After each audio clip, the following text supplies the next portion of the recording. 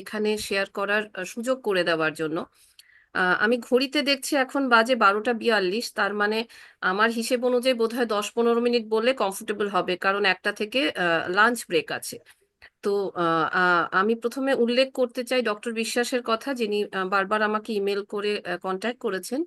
আর আমি সোশিওলজি বিভাগের অধ্যাপিকা ডক্টর শ্রীপনা চক্রবর্তীর কাছেও কৃতজ্ঞ, আমাকে এখানে যে অডিয়েন্স আছে তাদের সঙ্গে আমি যে গবেষণা করেছি সেই গবেষণার যে ধারণা সেটাকে খানিকটা শেয়ার করার সুযোগ করে দেওয়ার জন্য। তো আমি আজকে যে সময় আসলে কথা বলছি বা যে বিষয়ের মধ্যে আসলে কথা বলছি, এটা একটা খুব গুরুত্বপূর্ণ সময় আমার মনে হয়, কারণ আমরা সবাই জানি যে এই একদিন দুদিন আগে আমাদের মানে যারা মার্জিনালিটি এবং ধরুন যারা হচ্ছে পিছিয়ে পড়া প্রান্তিক জনসমাজ তাদেরকে নিয়ে কাজ করেছেন, খানিকটা লেখাজোকার কাজ, খানিকটা অ্যাক্টিভিজমের কাজ, তাদের মধ্যে যিনি অন্যতম অগ্রগণ্যা। এবং আমার কাছে খুব আনন্দের বিষয় আর একটা জিনিস, যে তিনি একজন মহিলা। তো সেই গায়ত্রী চক্রবর্তী স্পিভাক, যিনি আইকন আসলে আমাদের জেনারেশনের কাছে। তো আমরা আমরা জানি যে উনি একটা পুরস্কার পেয়েছেন, যেটার নাম হচ্ছে হলবার্গ পুরস্কার। সেটার নাম হলবার্গ পুরস্কার, কিন্তু আমরা জানি যে সেটা আসলে নোবেল প্রাইজেরই সমান। তো সোশ্যাল সায়েন্সেসে এরকম একজন ভারতীয় এক পুরস্কার পেয়েছেন, 2 নম্বর একজন মহিলা পুরস্কার পেয়েছেন, এবং 3 নম্বর আমার কাছে যেটা সবচেয়ে গুরুত্বপূর্ণ একজন গবেষক হিসেবে, সেটা হচ্ছে যে তিনি যে বিষয় পুরস্কার পেয়েছেন সেটাকে কিন্তু আমরা জানি যে বহু সময় ধরে আসলে হচ্ছে গিয়ে ঠিক অত গুরুত্বপূর্ণ বিষয় বলেই ধরে নেওয়া হতো না। তো এটাও হচ্ছে আমার কাছে একটা খুব মানে আশার এবং একটা খুব আনন্দের বিষয়, যে তিনি এই মার্জিনাল কমিউনিটি বা তিনি হচ্ছে গিয়ে প্রান্তিক মানুষ, প্রান্তিকতা এবং ইউরোপের লোকেরা, যাদেরকে আমি হচ্ছে গিয়ে কলোনিয়াল পিরিয়ডে বলি যে যারা ইতিহাস লিখেছিলেন, তো তাদের যে ধারণাগুলো ছিল ভারত সম্পর্কে বা ভারতবর্ষ সম্পর্কে, তো সেটাকে কিন্তু আমরা দেখতে পাচ্ছি যে তারা কিন্তু মানে উনি কোথাও একটা ওটাকে বলছেন যে সেটাই একমাত্র অ্যাপ্রোচ নয় এই বিষয়গুলোকে অ্যাড্রেস করার, এবং তার আরো অনেক রকমের অ্যাপ্রোচ আছে। তো আমরা এখানে এই যে পার্টিকুলার প্রেজেন্টেশন, তার জন্য আমার মনে হয় যে যে 2-3টে জিনিস অত্যন্ত গুরুত্বপূর্ণ, তার মধ্যে কিছু কিছু টার্ম আমরা সব সময় বলি, যেমন একটা খুব ইম্পর্টেন্ট টার্ম হচ্ছে গিয়ে ফ্র্যাগমেন্টেড ভয়েসেস, যেটার বাংলা করলে দাঁড়ায় হচ্ছে খণ্ডিত কণ্ঠস্বর। আর একটা খুব ইম্পর্টেন্ট টার্ম এখানে হচ্ছে গিয়ে সাবঅল্টারনিটি, বা আমরা যেটাকে বাংলায় বলি নিম্নবর্গীয়। আর একটা হচ্ছে গিয়ে ভীষণ গুরুত্বপূর্ণ টার্ম, সেটার নাম হচ্ছে সাবজেক্টিভিটি, যেটাকে বাংলা করলে দাঁড়ায় হচ্ছে বিষয়বস্তু। এবং সবচেয়ে গুরুত্বপূর্ণ টার্ম অবভিয়াসলি এখানে হচ্ছে গিয়ে মার্জিনালিটি বা মার্জিনাল ভয়েসেস, সেটার নাম হচ্ছে প্রান্তিকতা বা প্রান্তিক যে ভয়েস, যে যে কথা শোনা, সেটা হচ্ছে গিয়ে খুব গুরুত্বপূর্ণ আর একটা বিষয়। তো আমি বিশেষ করে ছাত্রছাত্রীদের জন্য খুব সোজা করে বলার চেষ্টা করছি যে ধরুন আজকে যে এখানে একটা গ্যাদারিং হয়েছে এবং অনেকগুলো বিভাগ একসঙ্গে যে এই একটা বিষয় মানে যারা গবেষণা করেছেন, যারা কাজ করেছেন, বা যাদের কোনো না কোনো ভাবে যারা এই বিষয়কে অ্যাপ্রোচ করেছেন, তাদেরকে যে ডেকে বলা হচ্ছে বলতে, আমরা আমরা যতটুকু বুঝেছি জেনেছি সেটাকে শেয়ার করতে বলা হচ্ছে। তো সবচেয়ে গুরুত্বপূর্ণ বিষয় এখানে যেটা, সেটা হচ্ছে যে আমরা যারা বলি যে এটা প্রান্তিক, এটা প্রান্তিকতা ইত্যাদি ইত্যাদি, আমাদের কিন্তু অ্যাজ আ সোশ্যাল সায়েন্টিস্ট প্রথমেই কিন্তু ফিগার আউট করা উচিত, বোঝা উচিত যে আমরা যে বলছি প্রান্তিক মানুষ তাদের ভয়েস, মানে actually who are the people whose voices we need to hear. মানে এটা আমাদের প্রথমেই ডিসাইড করতে হবে বা প্রথমেই বুঝতে হবে যে ওই প্রান্তিক ভয়েস গুলো আসলে বলে কারা, বা কারা আমাদের মানে যেটাকে গবেষণায় আমরা বলি যে কারা আমাদের টার্গেট গ্রুপ হতে পারে, কারা আমাদের বিষয় হতে পারে, যে যাদের ভয়েসকে আমাদের মনে হয় আমাদের শোনা উচিত, এবং আমাদের মনে হয় আমাদের শিক্ষার দ্বারা সেটাকে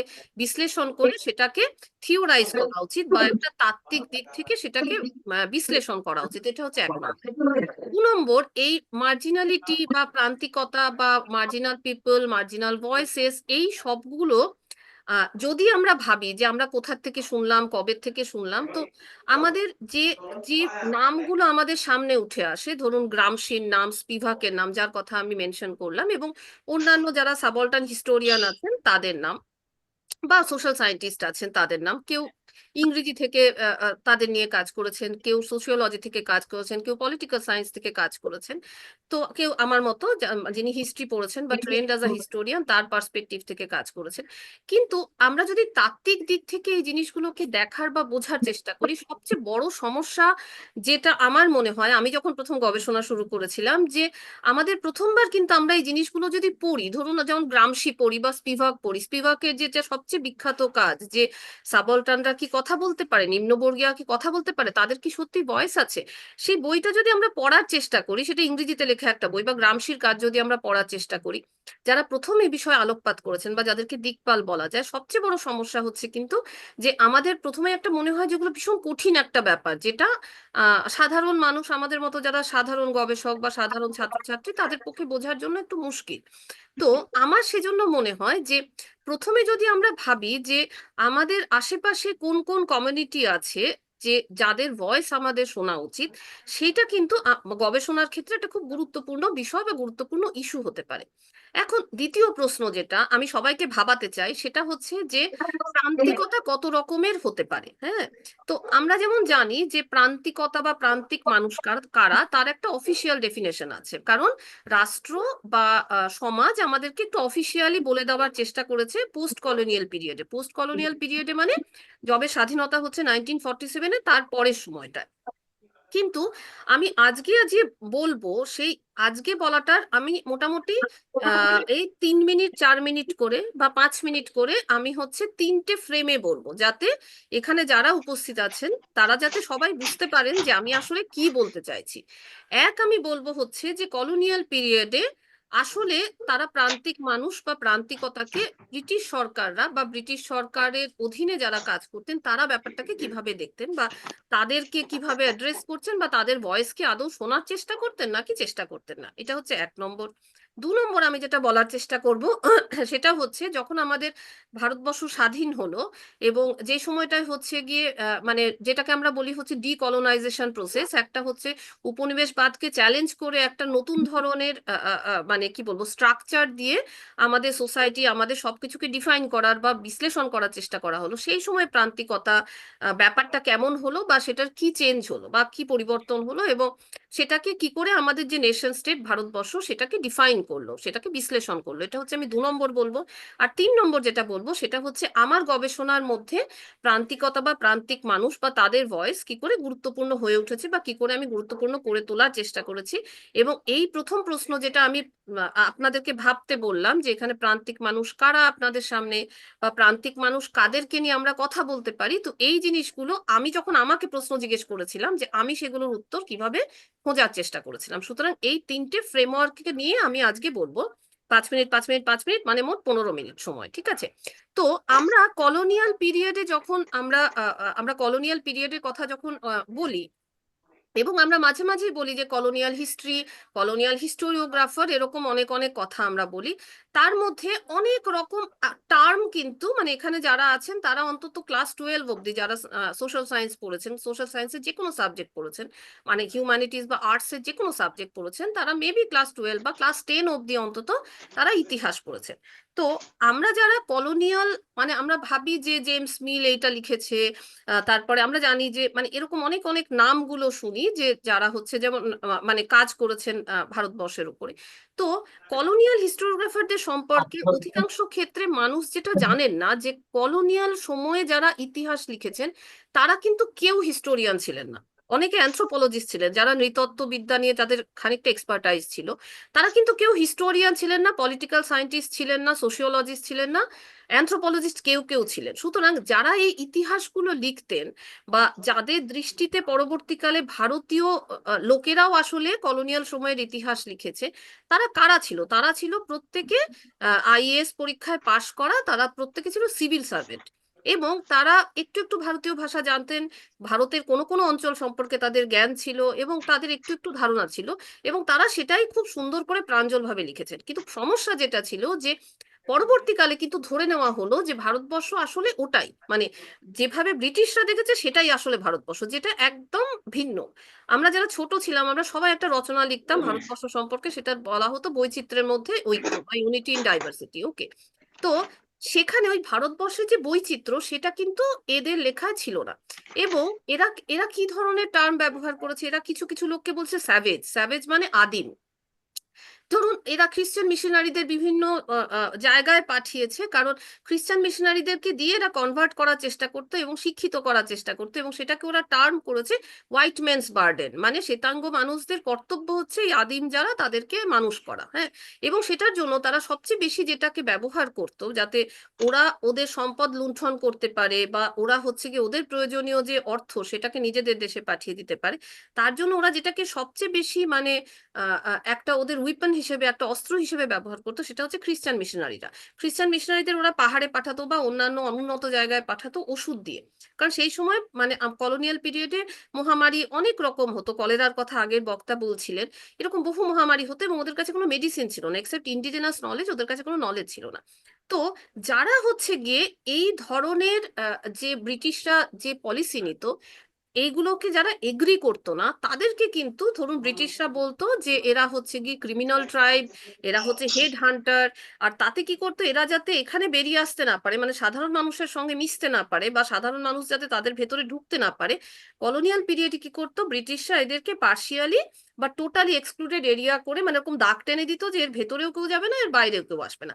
সুতরাং আমি যেটা বলার চেষ্টা করছি যে কলোনিয়াল পিরিয়ডে যাদেরকে মার্জিনাল পিপল বা যাদেরকে হচ্ছে কি একটা মানে কি বলবো একটা প্রচন্ড প্রত্যন্ত জনজাতি বা যাদের ভয়েস শোনা দরকার বলেই প্রয়োজন নেই বলে ব্রিটিশরা দেখাতো, তারা কারা যাদেরকে ব্রিটিশরা সামহাও ম্যানেজ করতে পারেনি। হ্যাঁ, এটা হচ্ছে কি নাম্বার ওয়ান। এই যে শিফটটা, এই শিফটটার জন্য আমরা একজন মানে একজন ঐতিহাসিকের কাছে খুব আমাদের গ্রেটফুল থাকা উচিত, সব ডিসিপ্লিনের লোকদের। তার নাম হচ্ছে রণজিৎ গুহ। তিনি একটা অসাধারণ বই লিখেছিলেন, সেটার নাম হচ্ছে গিয়ে elementary aspect of present insurgency in colonial Bengal. এবং সেটাতে কিন্তু উনি কি করছেন, উনি পপুলার যে ট্রাইবাল রিভোল্ট বা পপুলার যে পেজেন্ট রিভোল্ট সেগুলো সম্পর্কে লিখছেন। এবং উনি কিন্তু প্রথম English, switch to English to Okay, yeah, yeah. I'm comfortable in both the languages. So in whichever language you ask me to speak, I can speak. Okay, I can speak in English. That's okay. So, so the problem was that during the colonial period, they categorized to actually treat these people as savage or as like marginal. And what they did, they actually did a kind of census, and in that what we call as census politics, and what they tried to measure, first they tried to measure the lands, the produce and everything, and then they started trying to measure the community. And as per the census, so there were different kind of communities, and they tried to measure them by caste, by class, by their ethnic identities, etc. So during the colonial period, their identity was very much defined in a very different way, as most of the colonizers, they actually tried to define that who is civilized and who is marginal through their kind of definition. But when actually the partition or the independence happened in 1947, so the government, the central government of India, and at that point of time, the Congress party was in power. They tried to define a state system. I mean, to make the citizens believe that what is their mechanism or what is their way to define marginality or something like that. What the earlier speaker, he was also mentioning. So what they did, they actually tried to make two things. Number one, they did some center and state equations, and by that they tried to distribute the grants, the wealth, and etc., etc. And they tried to make the constitution and make the communities as well. So they tried to make that SC, ST, OBC, Dalits, and women. But unfortunately, women as a category was not there in that way, which was again problematic. Okay. And another thing, what they did, they actually tried to make a try to show to the government that how the socio-cultural mobility and comparison is very much important to define marginality. Okay. So all these caste, class, and religious groups, which was there during the colonial period, it started coming up in the post-colonial period as well. So actually, in the post-colonial period, what I am trying to tell you that in the 20th century especially, the state government tried to define core and periphery relationship in such way so that they can define that who are the marginal communities, why they are the marginal communities, and they try to justify that what kind of facility they are providing to whom. So it actually gave birth to a different kind of ethnic politics or problem among the ethnic communities. Okay. So in my own research, when I try to ask myself that who are the marginal communities or the marginal people in my research, so when I try to ask this question to me, to think that in which way I should address this community and should write about themselves in my own way. So I realized that to me, the marginal communities were not the communities who are actually marginal economically or marginal linguistically or marginal for their economic status or marginal for their incapability to participate in a different kind of activities like for job and etc., who are actually not so educated, something like that. Okay. So what I realized, for me it was the marginal communities in my research were the minority community, the socially marginal community, the economically downtrodden community, the illegal immigrants, and obviously the stateless persons. So, when I started working, I realized that when I went through all the official documents, what we call the primary sources, archival documents. So I realized in the archival documents also, the state tried to decide that how they will treat or see the marginal communities and what they will write about the marginal communities. So that was number one. Since in my research, the methodology was the qualitative method, quantitative method, and the interpretative method. So I realized that to define that what was the actual condition of the people, I thought that it would be probably the best way. So if I try to hear their own voices, okay, and to me, to hear their own voices, the only option was to collect oral narrative or the oral history. Okay. So I felt like that if I try to hear their voices from where I started my presentation 15 minutes back, so if I try to hear their voices and if I try to make a comparative study between the official sources and the memoirs, what we say, memoirs means the autobiographies or the biographies, and the oral narratives. So if I try to make a comparative study among these three, like the first, the archival sources or the official sources, how the nation state tried to define a community, the secondary sources like the books and articles and everything. In newspaper, there is a section called letters to the editor, where people like they got an opportunity to write about themselves or write about their voices. So that is another thing we can get to hear, that how the at least the a representative of that particular community or an educated person, he or she sees their condition, and that is a direct voice. And lastly, by interview or by through my field work, the way the marginal community or the marginal people, they try to voice themselves. So these are actually the four structures in which I think that one can actually understand the condition.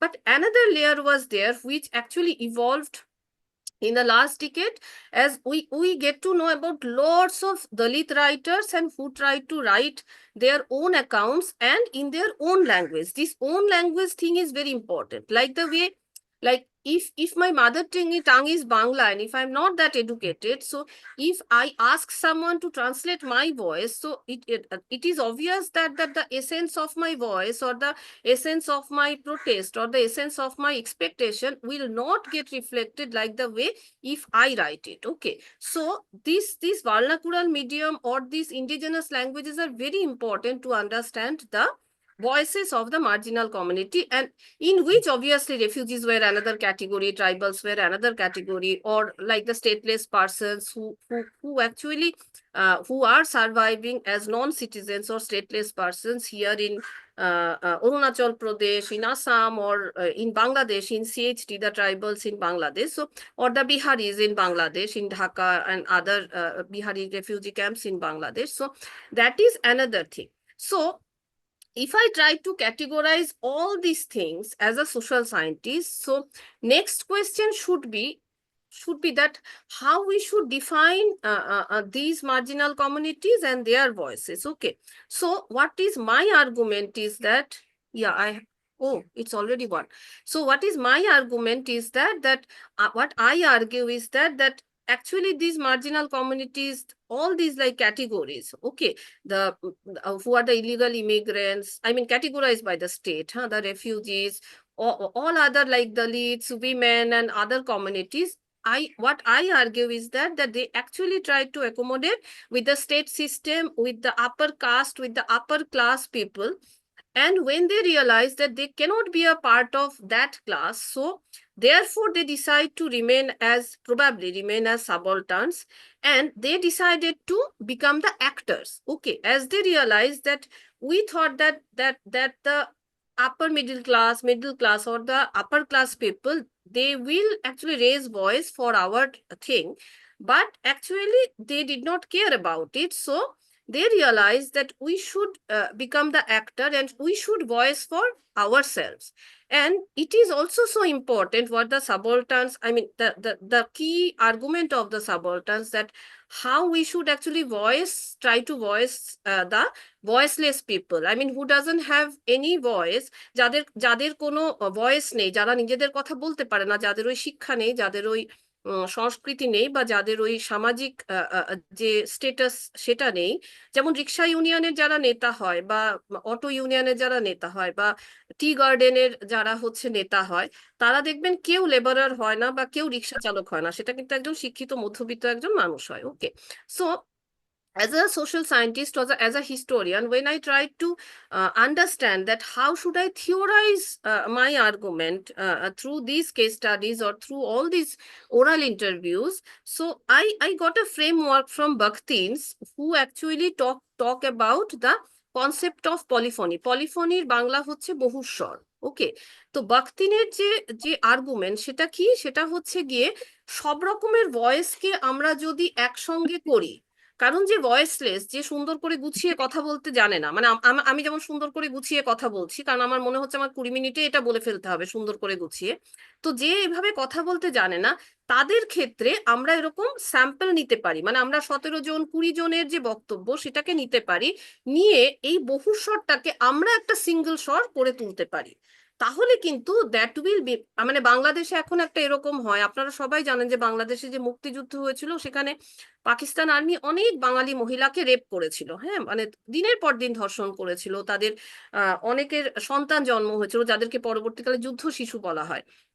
এবং পরবর্তীকালে মানে কিছুদিন আগে অবধিও সেই মহিলাদেরকে, যাদেরকে বারবার ধর্ষণ করা হয়েছিল, যারা আসলে তাদের স্টেটের জন্য, তাদের মানে নেশনের স্বাধীনতার জন্য বারবার ধর্ষিত হয়েছিলেন এবং সেটাকে পজিটিভলি নিয়েছেন, তাদেরকে বীরাঙ্গনা বলা হয়। তো বাংলাদেশে আমি একটা খুব সুন্দর জিনিস দেখেছিলাম, হ্যাঁ, I will end with this, যে এই যে বীরাঙ্গনারা যে কোনো কারোর পক্ষে, ধরুন আমি কি কখনো বলতে পারবো হ্যাঁ আমাকে কেউ 70 বার রেপ করেছে, এটা বলা সম্ভব না, কারণ that is very awkward to say, even if that's true, হ্যাঁ, দ্যাটস ভেরি অকওয়ার্ড। তো বাংলাদেশে যেমন একটা নতুন আমি দেখেছিলাম যে একটা গ্রুপ একটা করে, সেটাকে ওরা বলে কালেকটিভ ওয়ে অফ, মানে collective way to remember things, মানে যেখানে ধরুন 20 জন বীরাঙ্গনা তারা বলছে যে হ্যাঁ আর্মি অফিসার আমাকে সে তুলে নিয়ে গেল, আমাকে ওখানে নিয়ে গেল, এই করলো ওই করলো, কিন্তু যিনি লিখছেন তিনি কিন্তু বলছেন ওটা 20 জনের বয়ান, তিনি কিন্তু বলছেন এটা কোন 20 জনের বয়ান। সুতরাং যে 20 জন কথা বলছে তারা কিন্তু they are feeling comfortable as it is their voice, it's not exactly her voice, and no one is marking her as like someone who got raped maybe 25 times. Okay, but this is a very important essence of the history of Bangladesh, and we need to write that history, as they were marginal in every possible ways. Okay, so আমার মনে হয় যে as a social scientist probably it's our duty from different disciplines, to think about methodology and to think about that how we should voice for the voiceless communities. Thank you.